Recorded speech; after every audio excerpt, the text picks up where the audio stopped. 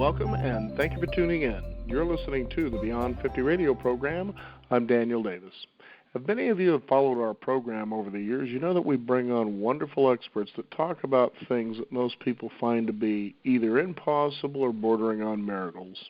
Well, today we bring you such a guest. Today we're going to be talking briefly about a 6-step process of clearing and regeneration. After all, when it comes to memory loss and dementia this day and age, we seem to believe, or be under the belief, that this is somehow irreversible. Well, in this remarkable 6-month study, our guest shows that memory loss can be easily reversed even in early-stage dementia. Using a particular protocol that has been developed, the success is credited to a quantum activation that moves through this 6-step process. Through Quantum Activation Academy, she has been able to help more than 200 people achieve such a goal. But just imagine when you think to yourself, well, that sounds great, but what does it actually mean to regain memory? Well, what if it means that you're actually regrowing brain cells, maybe even new ones? What if you could even reach to the deep cellular level, as cells actually do recharge, regenerate, and regrow to the point that you can actually improve your health without dietary restrictions, without going to see surgery, or perhaps even taking prescription medication? Why don't we go ahead and explore this fascinating world as we dive into the book Your Divine Human Blueprint, as we welcome our guest today, Julie Relay Doring. Julie, thank you for being on the Beyond 50 program today. Thanks so much. It's great to be here. Now, there is quite a bit that we can cover here, but first of all, why don't you give the listeners an idea of your particular background, because it's quite unique, the kind of things that you've been through. Yeah. I literally survived the atomic bomb testing in the Nevada desert when I was a child. I was 12 and we were on vacation. From that, I had 17 surgeries, multiple cancers. I died twice. I was in a wheelchair for a year, told I would never walk without unbearable pain and canes, and then I would eventually be bed-bound. And over time, and actually I died twice. I had 2 traumatic brain injuries. And over time, I kept feeling like there was a reason that I was here. There was a reason I was here, and I was really fighting for my life. And there was a point where I just said, "This is enough. I want to be well." So I went into my garden in prayer and meditation and said, "God, take me or make me well. You promised me the Garden of Eden, and I feel like I'm living hell on earth." And I didn't want to die, so that take me meant he had to do something magical, like make me disappear from my garden. But, on that very first day, with some prayer, some singing, deeply tuning into the divine, I began to see my cells regenerate. I was watching a master cell in my mind's eye, so my inner vision. I was seeing this master cell, which is a cell that tells your body how it's going to grow. It has all the information about how to grow a gland or organ. And this one was in the center of my head, and I was watching it from very, very sick to its God state. And it became this pulsing blue orb, and it was amazing. And I understood something on a level that I've over time put words to. I'd always thought that just my spirit was of light and God, and that my body was of clay. But in that moment, I began to understand that everything of us is of God, and that we come with a miraculous system, and that every cell, every part of our body is also part of the divine. Over the coming weeks, after the experience in the garden, and I went into the garden for several weeks meditating and praying and getting my energy nice and high, I began to walk with great ease. As a matter of fact, within 6 months, I was running 30 miles a week on a mountain trail with no pain, and I was back dancing on stage with a rock and roll band, which the doctors had said, "You will never dance again, so put that out of your mind."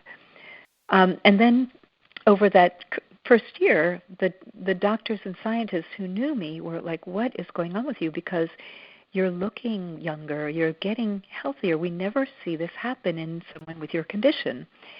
And that got me to write that big book and mentor the doctors and scientists on what I could see and interpret of what was happening in my body and why my body was transforming for the better so rapidly. After teaching doctors and scientists for about a year and a half, I could see that they love information, but their hands are tied. If they're in Western medicine, wasn't going to go anywhere if I just taught doctors and scientists. So I learned very quickly that what I needed to do is open this beautiful work up to everyone across the globe. And now, 13 years later, we have students studying with me from 84 countries, and we do it over live stream, which I think is a miracle. I think if we'd come in 2,000 years ago and done what Jesus did, walking around the earth, it would be a slow go on teaching people this beautiful, unique system that we have, that we all have this innate ability to heal. Now, first of all, what I'd like to touch on is the fact that you, as you were working with these doctors, especially as you were sharing the way that you had created this particular system, that you said their hands were tied, and certainly in Western medicine. And you take a look at how Western medicine's evolution actually began, which goes all the way back, if you will, to a degree, to Leonardo da Vinci.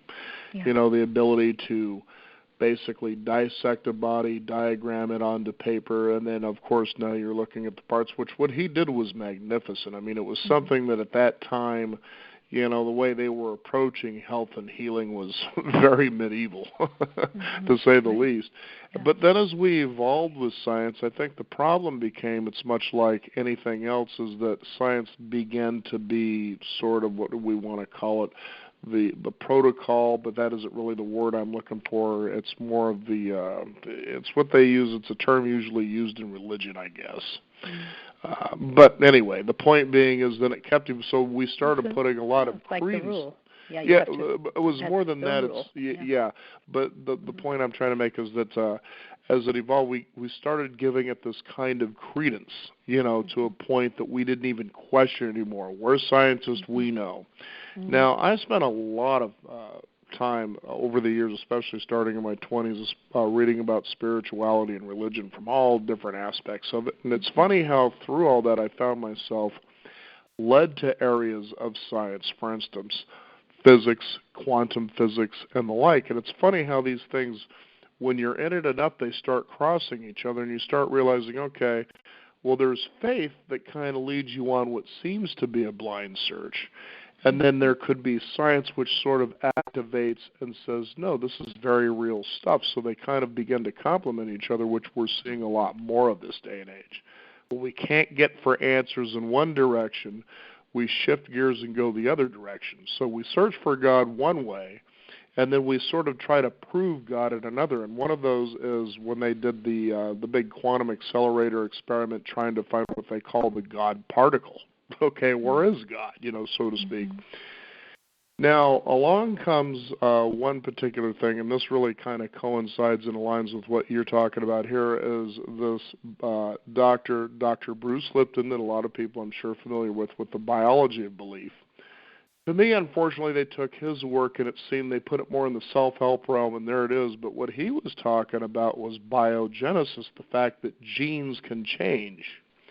In other words, your family, for instance, may have a pre-genetic disposition toward diabetes or perhaps cancer, and maybe this is true, but nobody had never questioned anybody. But what if you changed your lifestyle from what your family was doing, and then your genes would change, and therefore you would remove that possibility for good, see? But we bound ourselves by that belief that, well, since my family has it, I'm stuck to it. And what you're saying here is the same thing as, no, you can move beyond that. Why don't we start there? Because it all starts, you know, with science and the doctors making us believe, no, this is the way it is. We're educated. We know better than you do. Live with it. Yeah, we do have a technique that I've developed called DNA obliteration, and it actually is medically documented. People have come in, they know they have the cancer gene, or they know they have the HG whatever gene, and I work with them. They go back and they have the test, and the gene has using is a quantum technology, an energetic tool. So it's not anything physical. It's not in physical form. But it is medically documented, and that's wonderful that we can see somebody who has something and then it isn't there. Usually, when I'm working with people who are under intense care with a doctor, I tell them to just keep working with the doctor, and the doctors are typically blown away by the shifts and changes that they're seeing, and they're saying, whatever you're doing, keep doing it, because it's obviously doing more than I can offer you. So, for example, Davis came to me, and he had a very severe stroke and was on his own for quite a while. So he was unable to speak, walk. He had to wear a diaper. And I did the brain regeneration with him, and 10 days later, he was speaking, walking, talking, no need for the diaper. The brain had been able to, and that's a pretty quick response. It can take maybe 40 to 45 days for enough of the new cell growth to happen, for that shift to happen.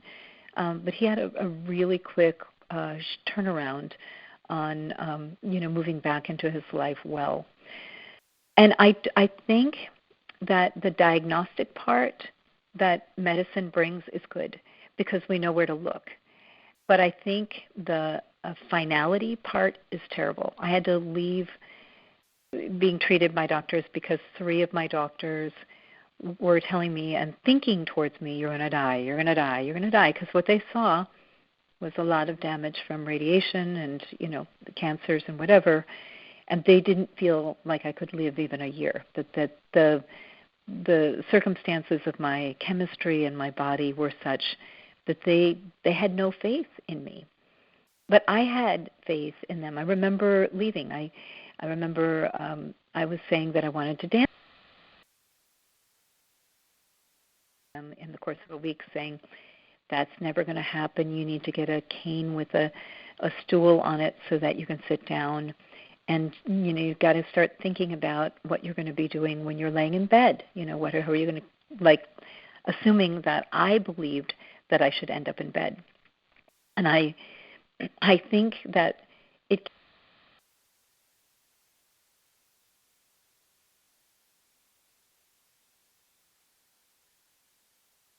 not one avenue, and it's not necessarily a act of faith that transforms it.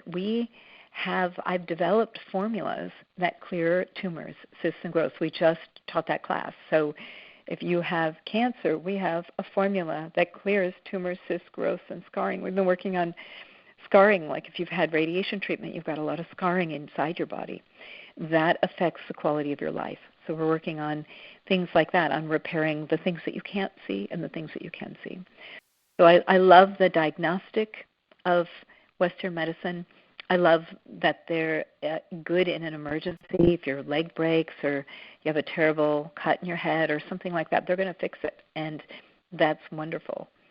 And I think that just it's very, very harmful to believe at face value the one way they think it has to turn out.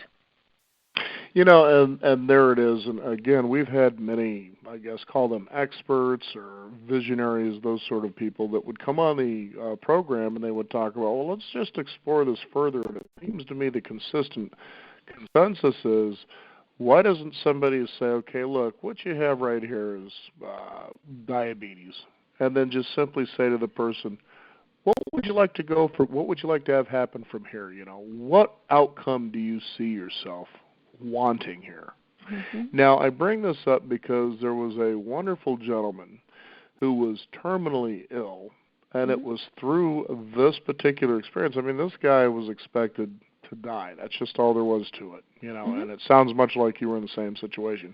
And it was a gentleman by the name of Lester Levin who eventually created what is known as the Sedona method.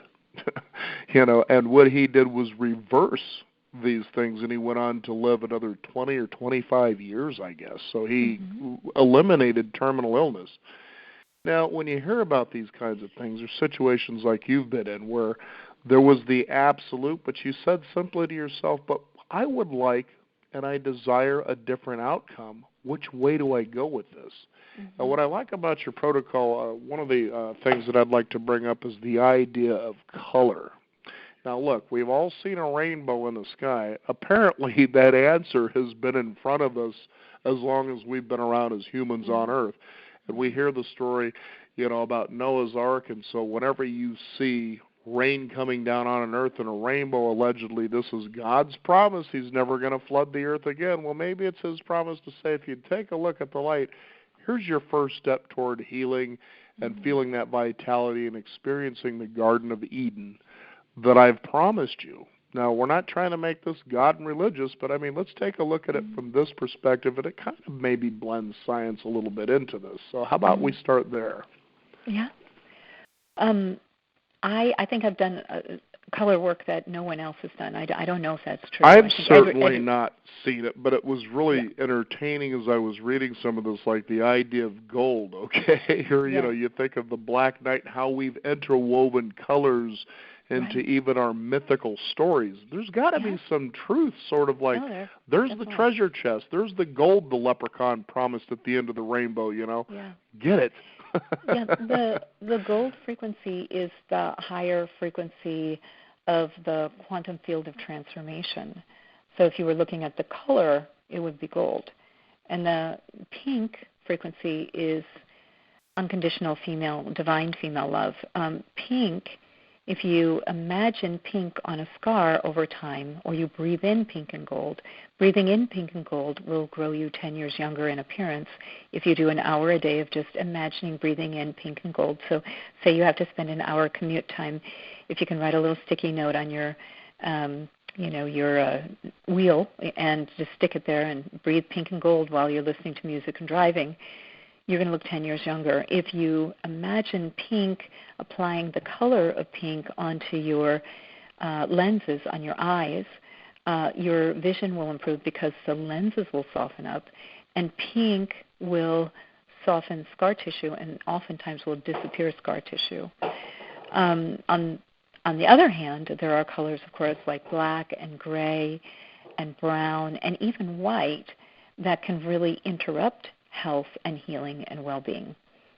So we look at various colors in various parts of the body, where yellow and gold are excellent in the brain because they're thinking colors. You don't really want them down in your boy and girl parts because you don't want thinking energy in those parts. You want, like maybe rose-colored or pink, or for men like a forest green or a grass green. That would be much healthier. So each part of the body is supported best by different colors. And then healing, each person has a vibrational color that is their wellness color, a color that you could meditate and imagine being flooded in that color. So imagine your aura, that color for a while, and that rapid transformation will happen because you're supported by the color that's your well-being color. So now, how do you make the decision, I guess, if somebody was to approach you? Let's just say, in fact, what I want to tell the listeners, I love the way you've written this book because you'll talk about healing protocols, how they work, and then you also go into stories, and there's a lot of poetry in the book as well. Mm-hmm. So it makes the book, I'll just put it out there, blissfully romantic to read, with a real possibility at the end where you say, this should work. It just makes sense. Mm-hmm. Because the thing is, when we take a look, bringing back, I guess, religion, is that I always have heard over the many years that we are created in God's like image. Mm-hmm. And I say to myself, let's just take a look at this from a childlike perspective. Then why is God sitting somewhere up there on a throne judging us, ready to decide whether he's going to dole out punishment and send us to hell at the end of our lives, or we might get to heaven because we did all the right things? That's a very confusing message. And I think what they've missed is, because I rarely, if ever, heard this, these are some of my own conclusions again for the listeners out there, but if we're created in God's like image, God is a creator. I mean, that's what we have labeled God as. Well, if we're in his like image, we're creating. And I remember a wonderful movie, I think it was called The Legend of Bagger Vance, where the narrator and also person in the story, Jack Lemmon, says, God enjoys his children most when they are at play. And I think, there it is. I mean, it's simple. The answers were always in front of you, but what happens when we lose all that? So, as I was getting back to, how do you think of the color protocol as someone approaches you, regardless of what is going on in their lives? Right. I think colors work beautifully for people, and I think if you work in the primary colors, if you imagine the primary colors, so you're going to be successful with those colors. And I certainly lay out a lot of color information in your Divine Human Blueprint. I spend a lot of time talking about the colors and what's best for each area of the body. The best colors for men are usually golds and greens. But you don't want to live in gold. You want to use gold to cause a transformation. Gold is too high of a frequency to be comfortable in all the time. It's a wonderful frequency. And for women, I think all the different versions of pinks and magentas are wonderful. I did an experiment with color on myself, and I changed my aura. I said, I'd like to change. I had a primary colored aura with different colors, green and yellow and red and pink and blue. And I had you can go to those psychic fairs and get a picture of your aura. And I'd done that a couple months in a row. It was pretty much the same both times. And then I said, I'm going to do an experiment, and I'm going to change my aura to purple. By the way, I was just reading that last night, and so listeners, this is a pretty unique story. It'll get you actually looking around and thinking about your life, and others like, maybe there's some validity to this, but go ahead, please. Yeah. So it was just an experiment, and sure enough, I was successful. I went back, and I had indeed changed it. It was more indigo than purpley, but I had definitely changed it. All the color that I had, all that bright color was gone. But the side effect of that for me was that I had become pretty much invisible. I'd stand in a grocery line, and they'd go to the next person. They literally wouldn't see me. I'd have to move my body around and say, hey, it's my turn, before they'd see me. And like everywhere where I was going, people just didn't see me because that purple aura wasn't enough to show that a person was there. So I rapidly understood that was an interesting experiment, and I'm not going to stay in purple. Now, purple is kind of more the color of fairies and spiritual, and you don't want to have the whole aura purple unless you want to be invisible, which I don't think anybody does. I want to be seen. So. Right, exactly. And it was funny because as I was reading that, I was thinking about the show Mad Men.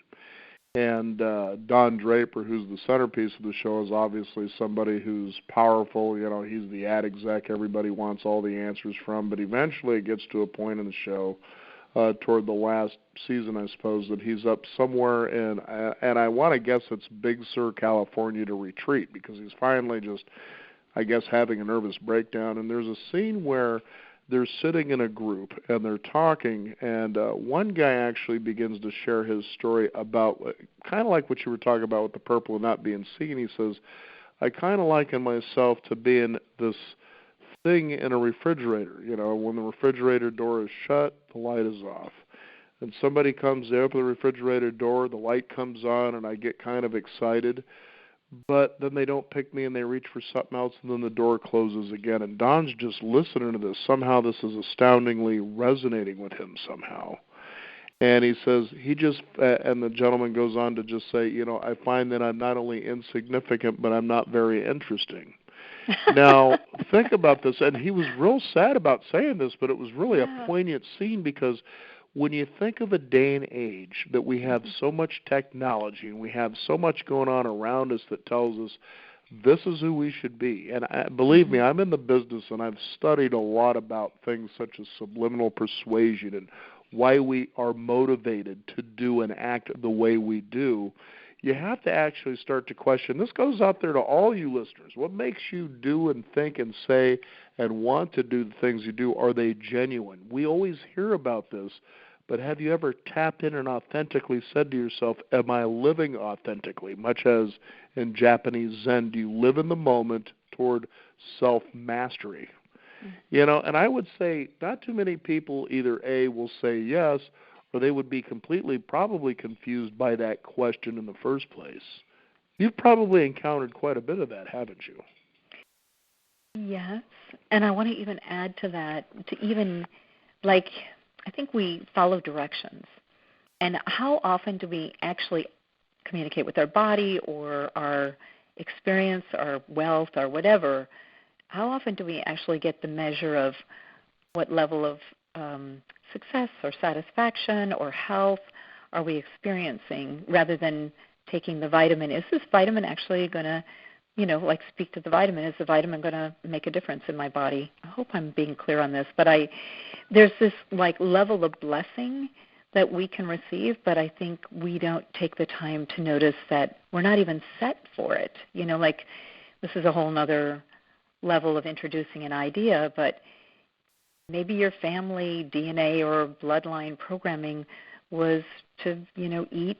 I know from my father's side, they ate dough dishes. They were very, very poor. They immigrants from Prussia, and they had, my dad tells a story about having noodle soup, ketchup soup for 2 weeks because they had no food. So they just put ketchup in water and put some rolled out handmade noodles that my grandma put in.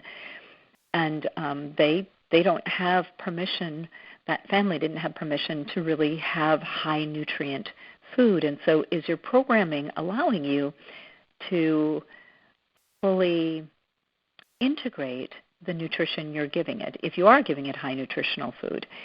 And there's just simple steps. You can just intend to clear it. We have some hand movements and some clearing statements that we use to make that more possible. So if you were put on a medication and you wanted to know, is this going to be successful, you could clear it to 100%. So you could take something and it would work for you. Or if you did want to try a keto diet or something and you wanted it to be successful, why wouldn't it be? Well, maybe it's not in your field or your setting. Maybe your set points internally need to be reset, which are very easy to do. I just literally taught a class on mastering transformation in your DNA.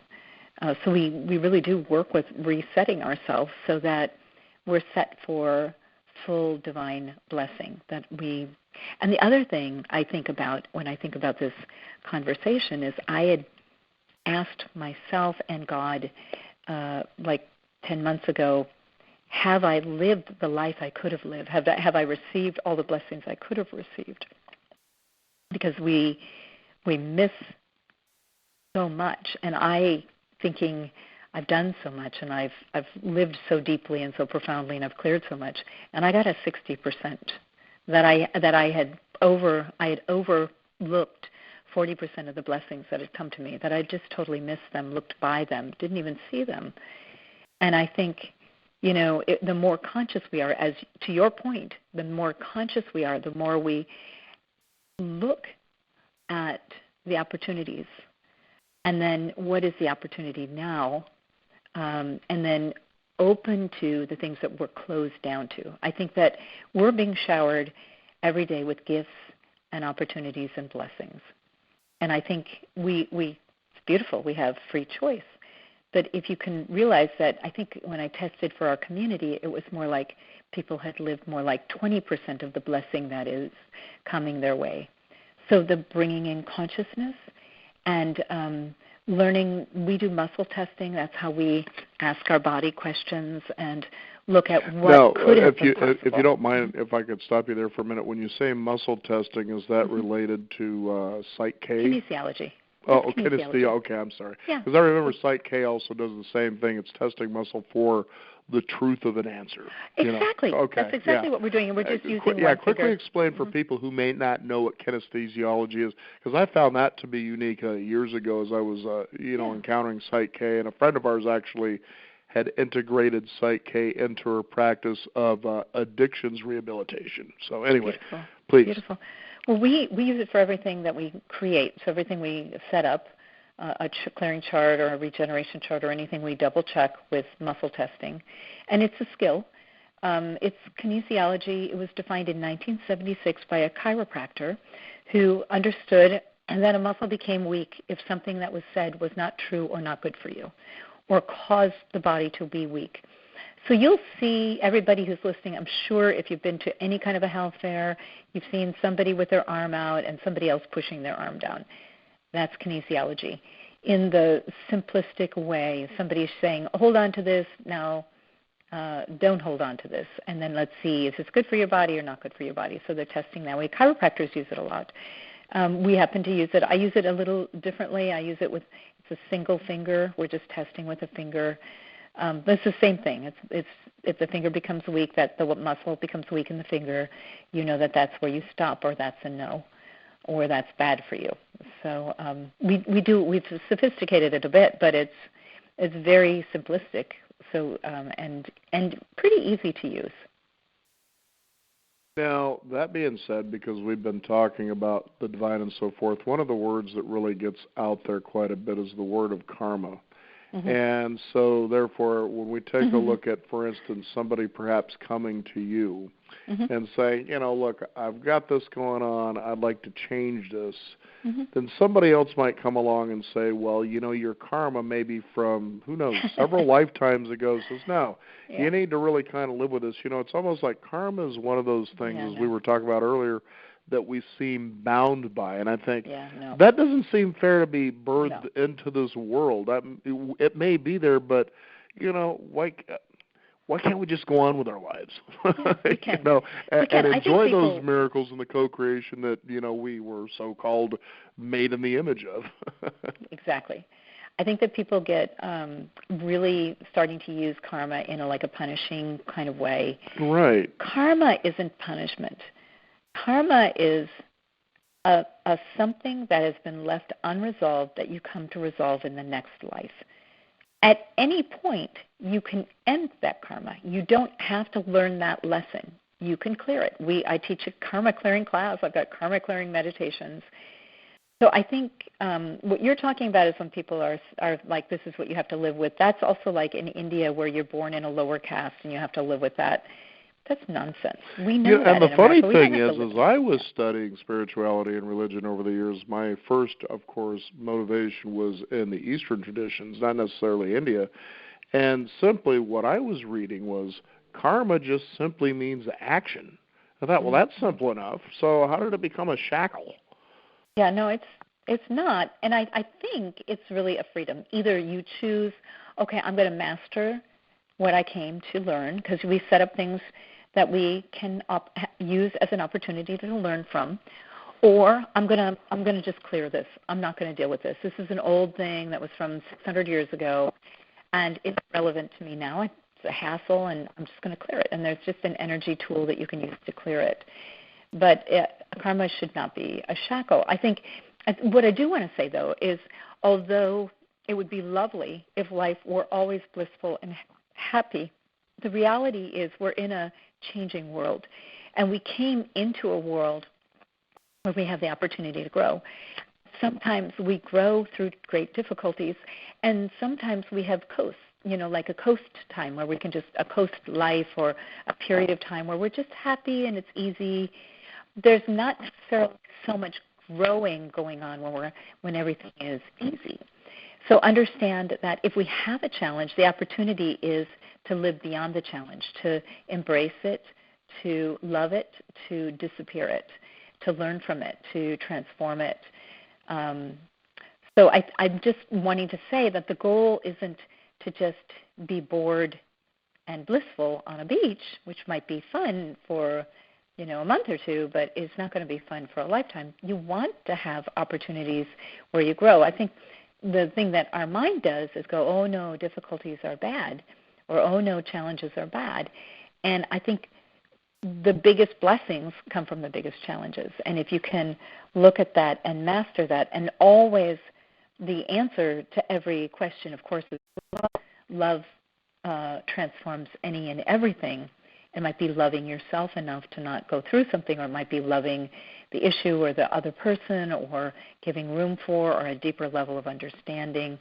I think when there's problematic energies, the first thing is to, invoke your love wisdom and notice maybe the person isn't as advanced as you, and they're operating from a different set of rules where they understand a relationship in a different dynamic. And you have to say, oh, yeah, I remember being that way, or I've seen that before, or I was that way 20 years ago, so I don't expect them to be who I am. They're in their space, which gives you compassion and doesn't make them wrong. And the minute that you stop making somebody wrong, there's room for transformation to happen, whether the relationship lets go or it comes back to a nice, harmonious space. But when you have the making, that the thoughts you're putting in somebody's space are going to affect them, and there's going to be a push-pull going on. That kind of reminds me in some ways, too, as I found myself interested in reading quite a bit about Christian Science, and I'm thinking, well, this is different than the Christianity I've always heard about.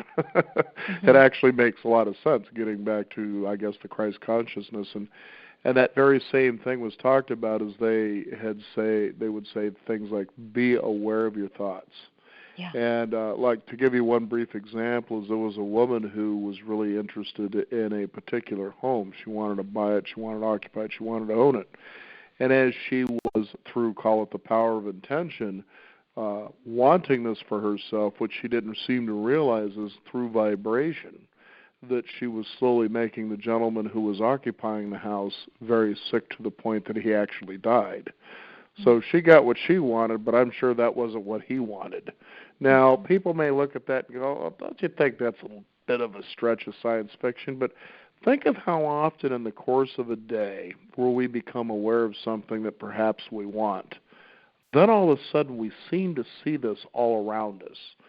How often do we have experiences that if we were to look inside of ourselves and realize the thinking going on actually create the reality that's outside of us?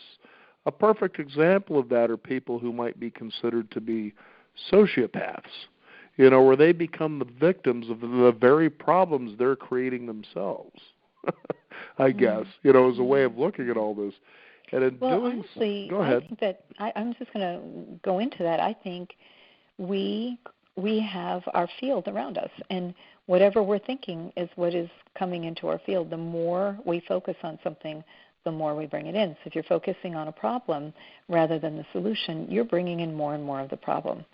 And it's part of the field that's around us, the field of amplification or law of attraction field. So, yeah, I'm 100% behind you on this, that, it's not just a sociopath. It's everybody.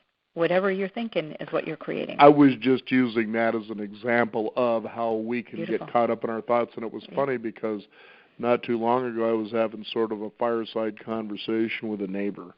And he wanted to bring up or talk about politics. And I said, sure. And he says, well, I'm kind of worried, about your views. And I said, well, why don't you just go ahead and try me?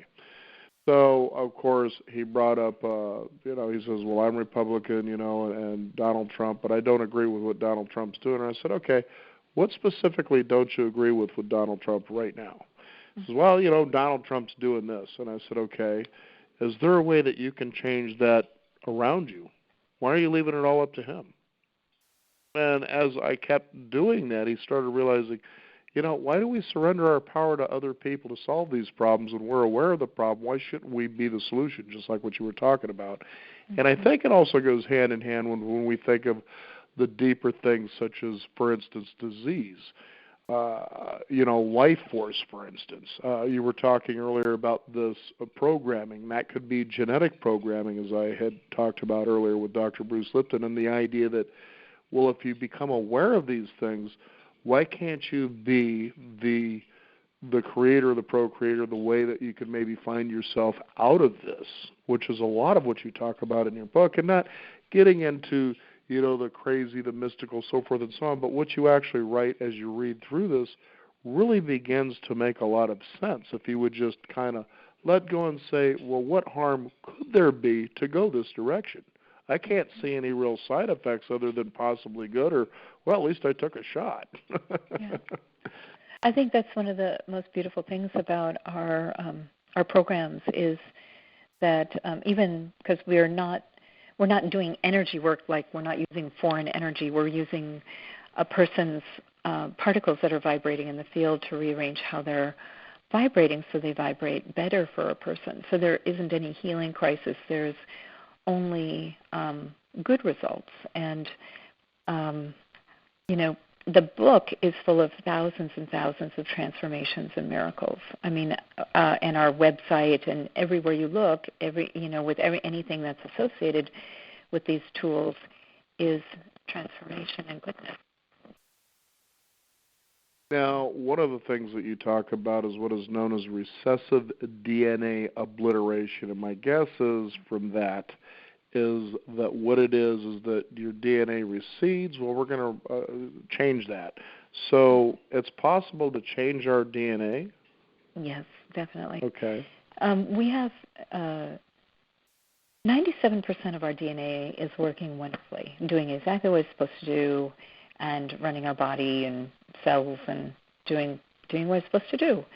And then there's about 3% that needs tweaking or changing. And that's what we work on. There's a DNA obliteration technique where we look at a specific thing. I often do, in October, a breast cancer clearing free community call. So we've had hundreds of women on the call. And we spend an hour or two together and we do the clearing that has been medically documented, where we just clear the breast cancer DNA. So I don't know how many people actually have it, but quite a few, obviously. Breast cancer is a pretty high statistic, and so that's been a community offering that I've done. But you can have poor DNA in any area of your life. It could be something related to the body. It could be something related to how you have an ability to approach wealth. It could be DNA has a lot to do with weight. I changed my DNA around weight, and energetically I felt my 4 ancestors come in while I was changing the DNA, being a little freaked out that I was changing, because my ancestors get very heavy and round when they sort of, how dare you break the loyalty to the family? Well, it wasn't even that. It was about the family had been impoverished for generations. And if you had weight, you might be able to survive typhoid fever or something like that. They were worried that I wouldn't be able to survive an illness. And I said, well, I'm not in that age where I would get sick and die. I mean, that's what they told me. They said, we really want you to keep this because it'll help you survive if you get really sick. And I said, I don't need that. And so I'm 125 pounds and I'm 62 years old and I'm 5'5", and I'm in really good shape. And I think you look at my mother said to me, I look like her granddaughter, I don't look like her daughter, that her friends had talked it over and they were worried that there was something wrong with me because I wasn't aging properly. And aging properly, in other words, you should have that white hair that calls people snowbirds. Yeah. Well, I just, it's funny because it's also an expectation that we need to age and die. And that's something that I don't believe we need to do. I think that originally our bodies were set up to live 700 to 900 years. The reason that we only access a small portion of our brain is that we don't live into the 700 to 900 years where we would be advancing our brain. A shocking fact is a large majority of people who graduate from college never read another book after they've left college. They don't read another book. And how can that be telling our body, our brain, our mind that we want to continue to grow and learn and expand and contribute?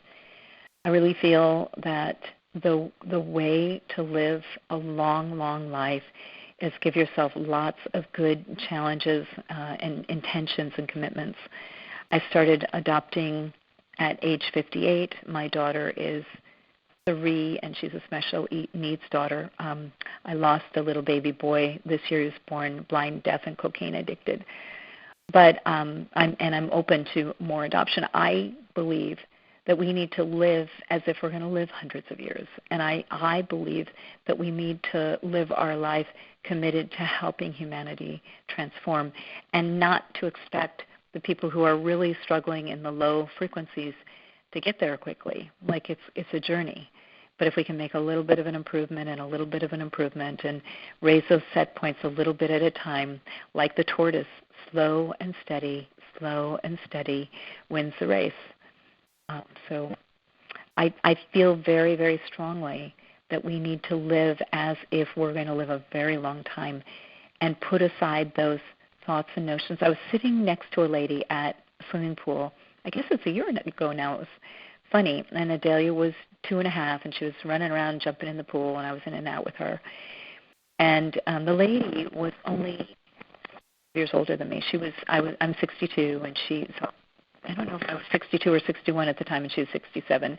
And she made this comment that she was really upset with her 2 sons because they weren't having children, and she didn't want to be in diapers and drooling by the time the grandkids came along. And I thought, why in the world would you say some ridiculous thing? Because you're creating like a future to live into of diapers and drooling. And the mind doesn't recognize not. It only knows yes. It doesn't know the word no. So the more you say, I don't want, what you're saying to the mind is, I want. Who needs to even live into diapers and drooling? Exactly. I mean, I'm not going to live into diapers and drooling. I'm not going to be drooling with diapers on ever. I'd rather be water skiing, and I could never get up on skis. So I asked her, oh, how old are you? And she said 67, which I think is very young. I said, oh, you're young. And she looked at me like, what? And then she said, well, how old are you? And I said, I think I said 61. I think I was 61. I think it was a year ago. And she goes, what? And apparently they had been gossiping about me and my little one, and they guessed me at 45. And it's partly it's how you approach life and how you feel about yourself and how you take care of yourself. And, I just, honestly, I don't say ridiculous things like that. I have a friend who says, well, we got 10 years left. I'm looking at retirement. I'm setting everything up. Like, I'm not retiring, and I don't have 10 good years left to travel. That's just setting yourself. That really live into that future. I'm not living into that future. Forget it. And the thing is, as we were mentioning earlier, is that now you've created a belief system. It's with that belief system that creates habits that will actually put you exactly where it is your belief wants to take you. Yeah. And I remember quite a few years ago, we were at a diabetes expo as we were there to promote our radio show, and I remember as I was talking with someone who approached our booth that my wife was actually in what seemed to be not a heated emotional discussion, but a very lively one behind me. So finally, when I was finished with this person, I turned around to see what they were talking about, and my wife simply did say this. She says, this gentleman here doesn't believe that you can reverse diabetes. And it was funny to watch his body language immediately. He braced himself like he was ready to let me have it with all the evidence and all the facts that he had that proved that this is just not possible. Mm-hmm. Even though we had a particular guest on our program many times, Dr. Gabriel Cousins, who had been doing this around the world pretty consistently. Mm-hmm. Maybe not type 1, maybe in some cases, but mostly type 2. So this is reversible. And now you're seeing it all over the place. People are reversing this stuff, Mm-hmm. But what was funny was I just simply said, well, that's his choice. And then you watch this brace go out of him, and you could see it even in the look in his eyes, like I took candy away from him. Mm. But my whole attitude was, well, that's his belief. If he believes that, who am I to actually challenge that? Exactly. And you don't need to, because he'll wake up when he wants to wake up, which might be 20 years down the road, and he's got all this information, and it's living there in his aura or wherever his information field. It's there. It'll flood in when he's ready to hear it. Now, as we have about 10 minutes left, one of the big things I really wanted to talk about is that you talk about life force and how we go from 0 to 1,000, and that sometimes our life energy can lower, but we have the ability to raise this. Mm-hmm. Now, if we could, let's go ahead and discuss exactly what that is, and maybe give a couple of examples of how we can go about perhaps raising this. Obviously, being at play is a great way to, who doesn't enjoy playing and feeling alive? But let's go ahead and talk about that. Well, the first thing you need to know is that life force isn't coming from your physical body. It's coming from your spiritual nature, which we call essence. So life force is provided by the deep relationship, spirit and body. And when we're young and healthy, we have a good relationship with our body, our life force is registering at 100%. You've gone through some illnesses, and you have to think, well, is the spirit living fully in my body? And think about, are you still doing somersaults and are you still doing cartwheels? I'm not saying that that's life force, but are you still really actively engaged in your body like you were when you were younger? When we become ill, the spirit is less living in the body. It's not that comfortable to live in an ill body, so it might be 30 or 40% living in the body, and then above the body. The spirit is living above the body. I know these are new concepts. They're a little bit difficult to understand, but you'll feel, when somebody has dementia, he's not there. He toddles around, but you don't really feel his presence anymore. So you have to think about there's a relationship with spirit to body. The less engaged we are with the body, the less you're going to have life force, really. And so re-engaging life force is re-engaging the spirit in the body. Meditation and hiking are wonderful. We use a hand technique, right permission and ability, and we pump up the life force to 100%. I was working with a lady Carolyn Stevens. There's an interview of her talking about me, Carolyn Stevens and Julie Renee, on YouTube that if you're curious about, her life force was down less than 5%, and the doctors at Stanford had told her that she should prepare for her end, that she was dying, and that she had few days to live. So they were going to the funeral home after they spoke with me. And literally within a couple months, we had transformed her outlook. She had had her colon removed, and she was dying from multiple infections that they were unable to find and help her with. And I was able to see that there were 9 infections. I cleared those, and a year and a half later was able to help her grow her colon back, so she was able to have the colostomy bag removed and be successful, have a successful life without the colostomy bag. And also having a life force now at 100%. I don't mean, but people listening to this, regrow the colon. Now listen, if I get down to the cellular level, and if anybody would just look at it that way, yes, that's possible. And you got to think about it this way. It exists already on the Divine Human Blueprint, so it's there, and we just need to bring it physically back.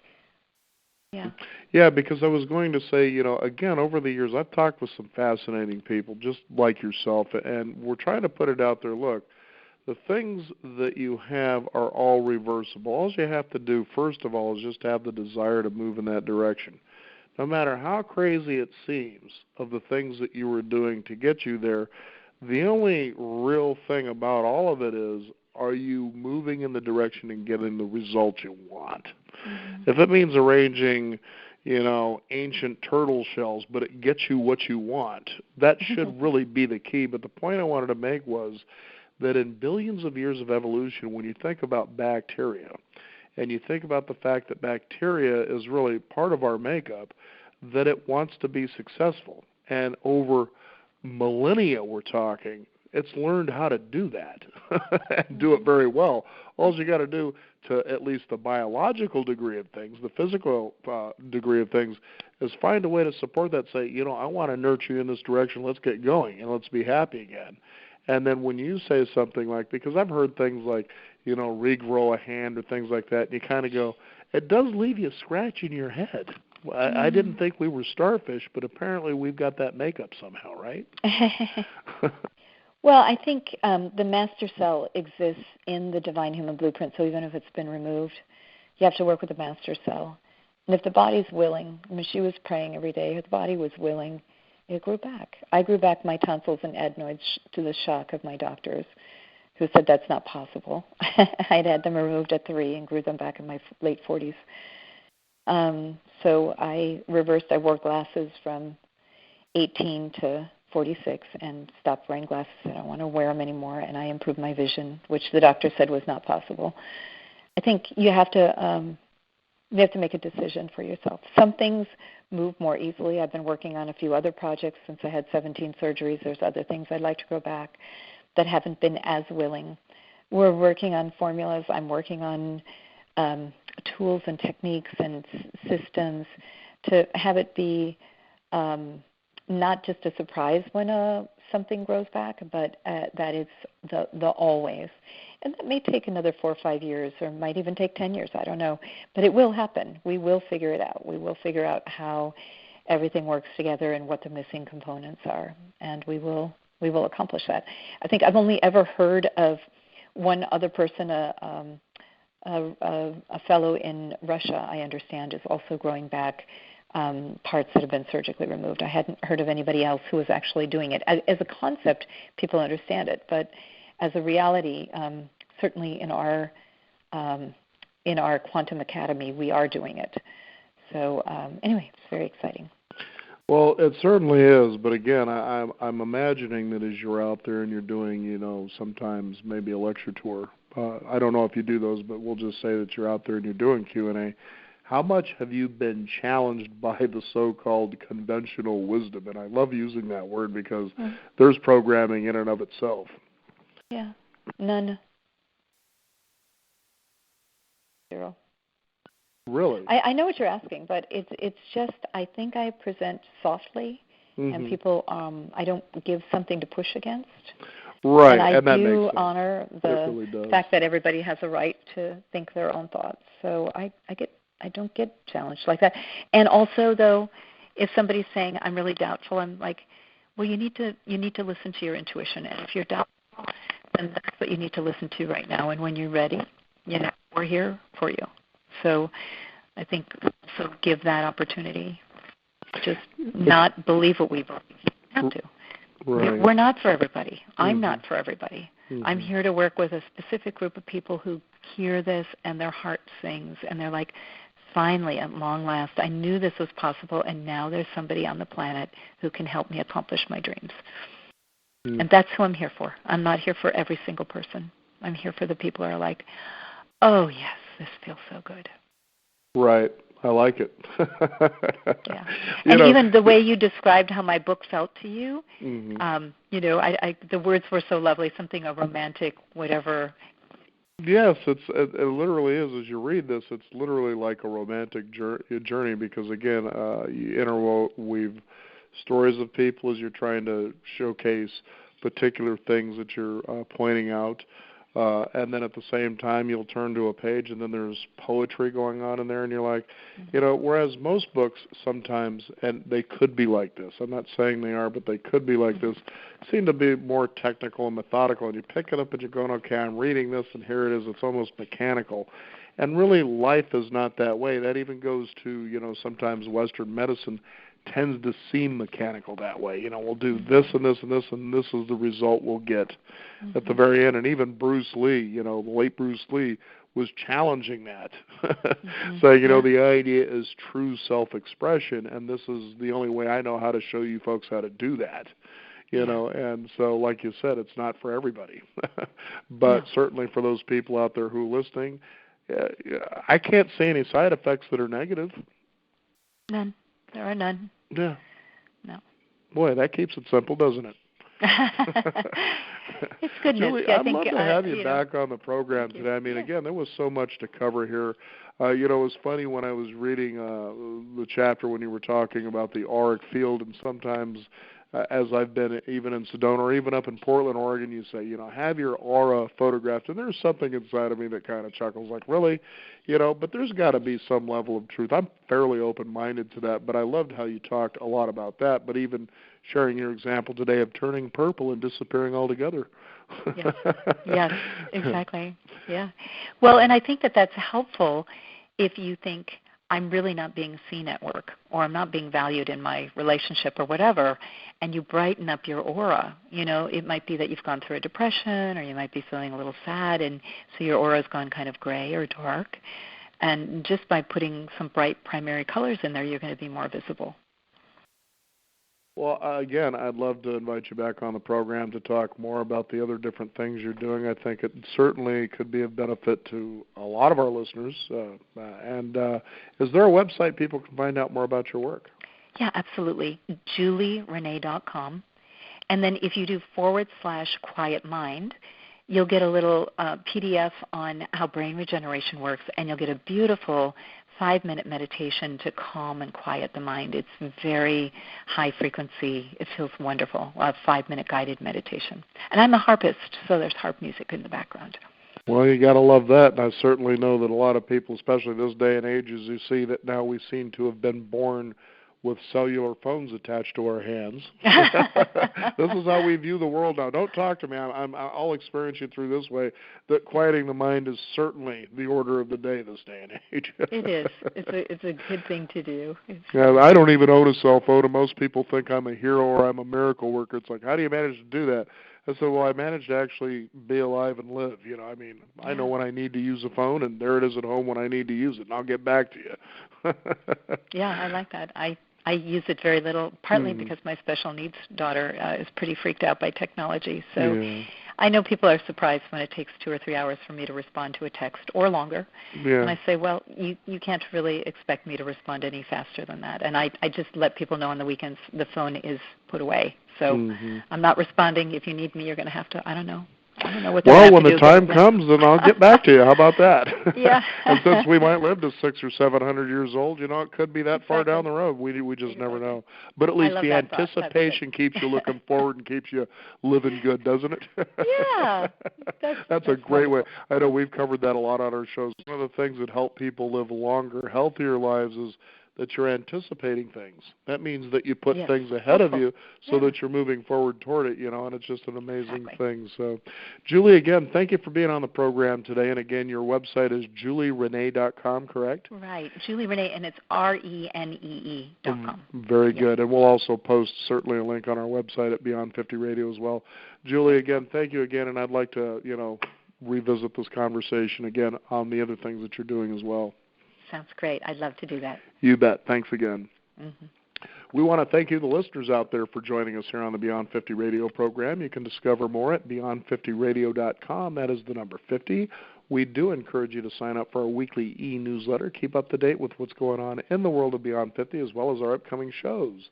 I'm Daniel Davis. Thank you for joining us. This is the Beyond 50 Radio program. And remember, live your day past halfway.